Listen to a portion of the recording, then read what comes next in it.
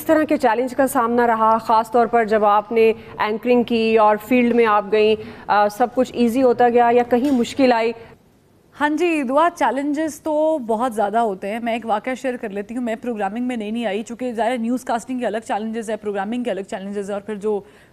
Road show ہے وہ تو بالکل مختلف چیز ہے اور نئی چیز تھی. تو ایک جگہ میرا جانا ہوا، وہاں پر لوگوں کا جو رویہ تھا، میں اسے کچھ اور الفاظ میں یاد نہیں کروں گی، لیکن وہ بہت ہی برا رویہ تھا یوں کہہ لیں.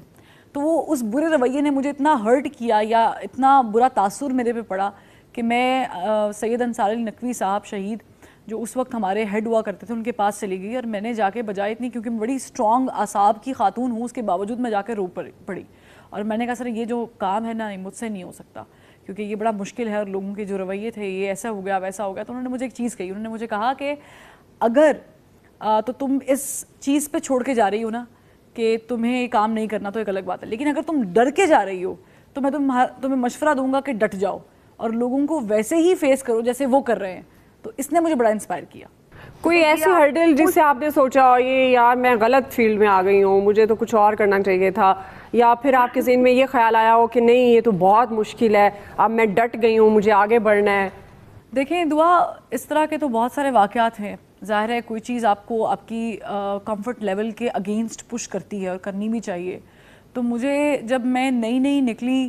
فیلڈ میں تو اس سے پہلے لوگوں کا یہ تاثر تھا کہ ایک خاتون، اور خاص کر کے وہ خاتون جو کہ اسٹوڈیوز کے اندر میک اپ میں بیٹھا کرتی ہے، وہ خاتون روڈ شو نہیں کر سکتی، وہ روڈز پہ باہر نہیں نکل سکتی، وہ گرمی، وہ تپش، وہ ہبس، وہ موسم کی سردی گرمی برداشت نہیں کر سکتی. تو میرے لیے یہ سب سے بڑا پہلا انڈیکیٹر تھا کہ مجھے اس کمفرٹ زون سے باہر نکلنا ہے، مجھے یہ جو ایک جنکس ہے یہ توڑنا ہے، یہ مت ختم کرنی ہے کہ ایک خاتون روڈ پہ باہر بھی نکل سکتی ہے اور نکلتی رہی ہیں. اگر آپ دیکھیں کہ ہماری جو کھیتی باڑی کرنے والی خواتین ہیں بڑی سخت جان ہوتی ہیں، تو یہ انسپریشن وہیں سے آتی ہے. تو میں نے سوچا کہ اگر وہ کر سکتی ہیں یا کوئی ایسی خاتون جو لوگوں کے گھروں میں جا کے کام کرتی ہیں وہ کر سکتی ہیں تو میں کیوں نہیں کر سکتی. تو میں نے اس کو جو ہے وہ ایز اے چیلنج لیا، اور لینا بھی چاہیے. تمام تر خواتین کو جہاں انہیں لگے کہ انہیں یہاں پر اب کمفرٹیبل فیل ہو رہا ہے، ان کو اس کے اگینسٹ جا کر